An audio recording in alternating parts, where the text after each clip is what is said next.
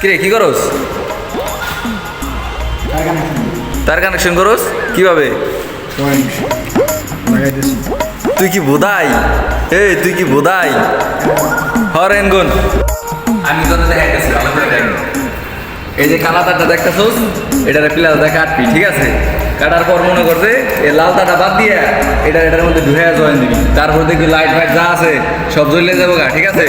এটা যেন মাথায় থাকে, আমি আমার যেন পরবর্তীতে শিখিয়ে দিতে না হয়। ঠিক আছে ওস্তাদ, আমি করে দিতেছি।